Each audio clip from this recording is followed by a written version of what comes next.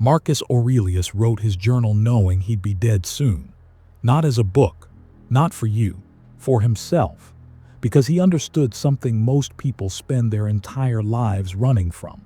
You're going to die, and almost everything you're doing right now is a distraction from that fact. The most powerful man in the Roman Empire, the guy who could have anything, do anything, kill anyone without consequence, spent his nights at a military camp on the freezing Danube frontier writing about how little control he actually had. Think about that. While you're stressing over a text message or a promotion or what someone said about you on social media, Marcus Aurelius was watching his soldiers die from plague, managing a crumbling empire, and dealing with a son who'd become one of history's worst tyrants. And his journal, the one we now call Meditations, wasn't about how to conquer more territory. It was about how to conquer himself. Here's the thing nobody tells you about Stoicism. It's not a philosophy for people who have their lives together. It's an operating system for people who are getting destroyed by circumstances they can't control and need a way to stay sane. Marcus didn't write these ideas because he was some Zen master sitting on a mountain. He wrote them because he was drowning, and he needed a framework to keep from losing his mind. The gap between what he had and what he wrote about is the entire point. You've been sold a lie about control.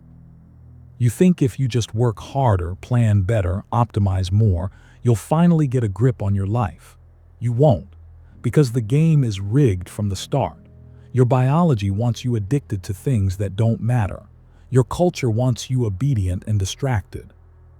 And your own mind is actively working against you every single day, creating problems that don't exist so it has something to do. Marcus saw this 2,000 years ago, and he built a system to fight it. Not a motivational system, not a productivity hack, a cognitive defense grid.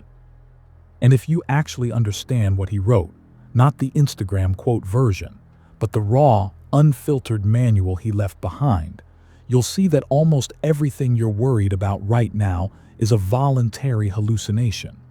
Let me show you what I mean. Marcus opens Meditations with something most people skip over. He lists every person who taught him something valuable. His grandfather taught him good character and self-control. His father taught him humility and masculine endurance. His rhetoric teacher taught him not to be a smartass in arguments. Sounds wholesome, right? Wrong. This isn't gratitude journaling. This is a strategic reminder that he didn't build himself. That the traits he values, the ones keeping him functional under pressure, came from outside sources. He's reminding himself that his identity is a construction, not a fact.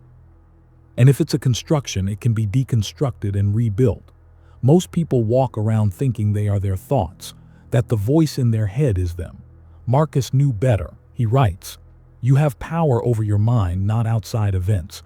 Realize this and you will find strength." That sentence alone dismantles most self-help, because here's what it actually means. You don't control whether you get the job. You don't control whether she texts back. You don't control if your body breaks down or if the economy collapses or if someone you love dies tomorrow.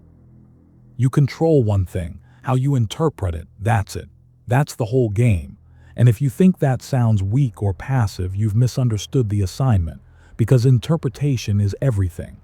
Two people lose their job, same event. One spirals into depression, sees it as proof they're worthless, starts drinking. The other sees it as a reset, a chance to pivot, a signal they were in the wrong place anyway. Same external event, completely different life trajectory.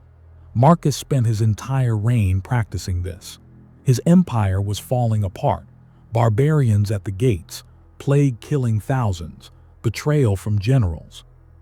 And his response? The impediment to action advances action. What stands in the way becomes the way. This isn't toxic positivity. This is operational reframing. He's saying the obstacle isn't blocking your path. It is the path. You wanted to build resilience? Great. Here's a crisis. You wanted to develop patience? Perfect. Here's a delay. You wanted to learn detachment? Wonderful. here's a loss. The universe isn't punishing you, it's training you, but only if you stop interpreting difficulty as evidence that something's wrong. Most people spend their entire lives waiting for the obstacles to go away so they can finally start living. Marcus realized the obstacles are the life. And once you see that, once you really internalize it, you stop wasting energy fighting reality. You start using it. Let me give you the framework he actually used. He called them the 3 disciplines: perception, action, will. If you control these, you control everything that matters. Start with perception. This is how you see things, the story you tell yourself about what's happening. Marcus writes, choose not to be harmed and you won't feel harmed. Don't feel harmed and you haven't been. Read that again. He's not saying harm doesn't exist. He's saying harm is a judgment call and you're the one making the call. Someone insults you. That's just sound waves hitting your ear. You decide if it's an attack or just noise from a confused person. You lose money. That's just numbers changing. You decide if it's a catastrophe or a lesson in detachment. Your body ages. That's just biology. You decide if it's a tragedy or a natural process you're grateful to witness. This isn't semantics. This is the difference between suffering and not suffering. Marcus had every reason to be miserable, but he wasn't because he controlled the one thing that mattered, his interpretation. And here's where it gets kinda wild. He didn't just practice this when things went wrong. He practiced it every single day, even when things were fine, so that when the real disasters hit, the skill was already hardwired. He'd wake up and immediately remind himself, today I will meet meddling, ungrateful, violent, treacherous, envious, and antisocial people. Not because he was pessimistic, because he was prepared. If you expect people to be difficult, you don't get disappointed when they are. You don't waste energy being shocked. You just handle it. That's perception control, and it leads directly into the second discipline, action. Marcus was obsessed with this idea. Waste no more time arguing what a good man should be. Be one. No theorizing, no planning, no waiting for motivation. Just do the thing. Here's what most people miss about Stoicism. It's not passive. It's not about sitting around accepting everything. It's about ruthless, focused action on the things you can actually control. You can't control the outcome of the project. You can control the hours you put in. You can't control whether people like you. You can control whether you show up with integrity. You can't control your lifespan. You can control whether you waste today. Marcus writes, you could leave life right now. Let that determine what you do and say and think. Memento Mori. Remember you will die. This isn't morbid. This is the most clarifying filter you'll ever use. If you knew you had 6 months left, would you spend 3 hours scrolling? Would you stay in that toxic relationship? Would you keep putting off the thing you actually care about? No. You'd act immediately on what matters. That's the discipline of action. Do what's in front of you, do it well, don't attach to the outcome, and then let it go, which brings us to the third discipline, will. This is acceptance, but not the weak kind. The kind that says, I prefer things to go well, but if they don't, I'll be fine. Marcus lost children, multiple children, in a time when child mortality was common, sure, but that doesn't make it easier. And his response, accept whatever comes to you woven in the pattern of your destiny for what could more aptly fit your needs. That line pisses people off, because it sounds like he's saying everything happens for a reason in some cosmic fairy tale sense. He's not. He's saying, it happened. Now what? You can spend years asking why. Why did this happen to me? Why is life unfair? Why do bad things happen to good people? Or you can skip that entirely and ask, what do I do with this? Because why doesn't change anything? What now does? Marcus didn't waste time on resentment. He couldn't afford to. He had an empire to run, wars to manage, and a mind that needed to stay sharp. So he trained himself to see every event, good or bad, as fuel, not for bitterness, for growth. That's the discipline of will. You accept reality completely, not because you're weak, but because fighting what's already happened is the most expensive, pointless thing you can do with your energy. Now here's where this gets practical. Because you're probably thinking, okay, cool philosophy, but how do I actually use this? Let me break it down. Every time something bothers you, run it through this filter. Can I control it? Yes or no? If yes, act immediately. No complaining, no overthinking, just move. If no, accept. Not in a defeated way, in a "this is outside my jurisdiction" way. Let's test it. Your boss is an idiot. Can you control that? No, so stop trying. Stop venting about it. Stop expecting him to change. Can you control how you respond? Can you control your work quality regardless? Can you control whether you start looking for a new job? Yes. Then do that. Your partner doesn't appreciate you. Can you control their feelings? No. Can you control whether you communicate clearly? Whether you show up as the kind of person worth appreciating? Whether you make a decision about what you're willing to tolerate? Yes. Then do that. You're anxious about the future. Can you control what happens 5 years from now? No. Can you control what you do today, this hour, the next 10 minutes? Yes. Then do that. This is the entire system. Perception, see things clearly without drama. Action, move on what you control. Will, accept what you don't. Marcus did this every single day until he died, and here's the thing. He didn't become some emotionless robot. He didn't stop caring. He just stopped suffering unnecessarily. There's a difference between pain and suffering. Pain is inevitable. Your body breaks. People leave. Plans fail. Suffering is optional. It's what happens when you resist pain, when you add a story to it, when you turn an event into a catastrophe. Marcus felt pain. He just refused to suffer. And that refusal is a skill. Let's talk about the one thing nobody wants to hear.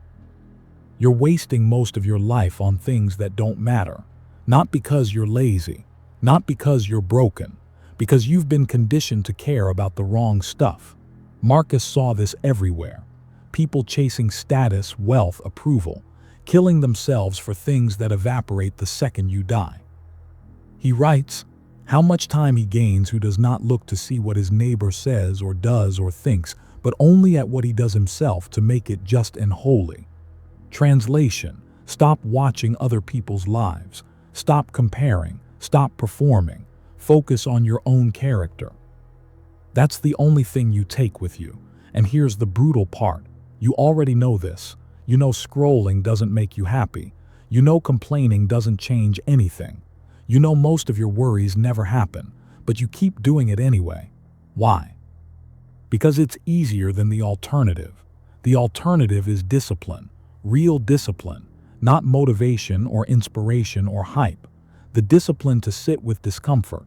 To do the hard thing when you don't feel like it. To say no to distractions. To build something that lasts. Marcus had unlimited power and still chose discipline. You have unlimited distractions and choose escape. That's the gap, and it's killing you slowly. Not dramatically, not all at once. Just a little bit every day as you trade your finite time for infinite nonsense. Marcus didn't have social media, but he had the Roman equivalent. Games, gossip, theater, politics. And he writes, people seek retreats for themselves in the country, by the sea, in the mountains. But this is altogether unphilosophical. You have the power to retreat into yourself whenever you choose. You don't need a vacation. You need a mind that isn't constantly at war with itself. And that requires practice. Daily practice. Marcus called it the inner citadel. A fortress inside your head that nothing external can touch. You build it by controlling your perceptions, by acting with purpose, by accepting reality, brick by brick, thought by thought, decision by decision.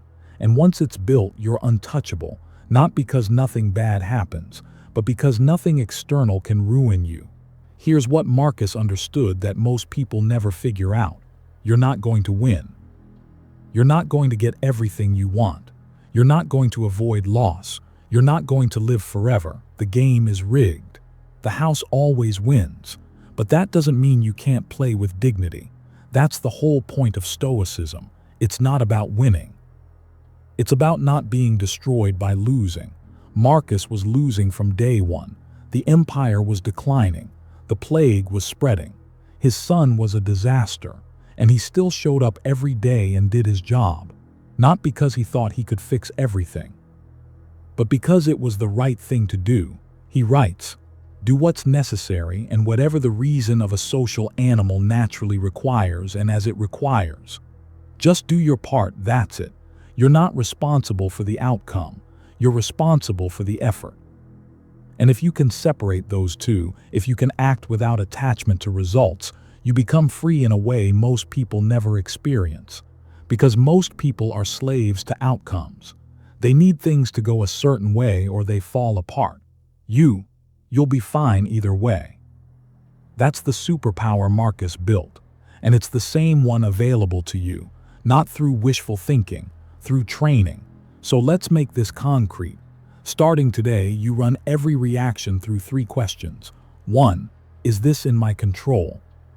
2. Am I interpreting this clearly or am I adding drama? 3. What's the right action here regardless of outcome? That's it. You do that for 30 days and your life won't look different externally, but internally, you'll be a completely different person.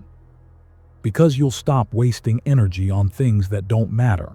You'll stop suffering over things you can't change. And you'll start acting with the kind of clarity most people never touch.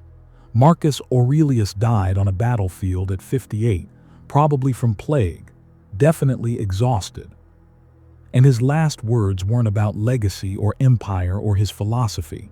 He told his guards to focus on the sunrise, to appreciate what was in front of them, right now, because it's all you ever really have, not the past, not the future.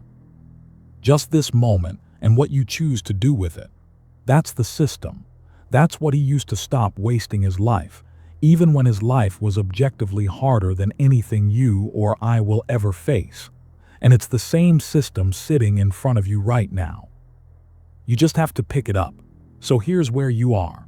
You've just been handed a 2,000-year-old framework that's kept people sane through wars, plagues, betrayals, and collapse. You now know the 3 disciplines: perception, action, will. You know the filter, control versus no control. You know the practice, daily training, not waiting for motivation. And you know the promise. Once you stop resisting reality and start using it, you become the kind of person who can handle anything.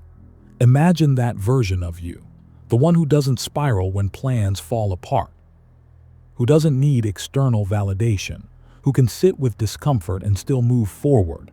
That person isn't some far-off fantasy. They're one decision away. The decision to stop outsourcing your peace to circumstances, to stop waiting for life to get easier, to stop pretending you'll start tomorrow. Marcus didn't wait. He started immediately in the worst conditions imaginable. You've got running water, antibiotics, and a phone in your pocket. What's your excuse? If you want to go deeper into how ancient frameworks like this actually rewire your brain and why most people fail at applying them, I've broken down the neuroscience and the traps in the video on screen. It's the missing piece most people skip. The gap between knowing and doing. Check it out and then get to work.